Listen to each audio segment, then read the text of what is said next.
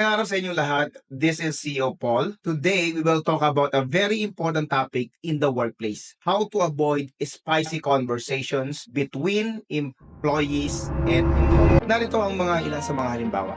Wala ka talagang kwenta. Yun yung mga salitang diretso at masakit.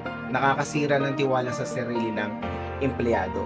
Kahit ikaw man, sabihan ng ganung salita, kahit ng kamag-anak mo o ng kaibigan mo, masasaktan ka din at mawawalan ka ng gana. Narito ang ilang tips para maiwasan natin yung mga spicy conversation or maanghang na pakikipag-usap sa ating mga employees.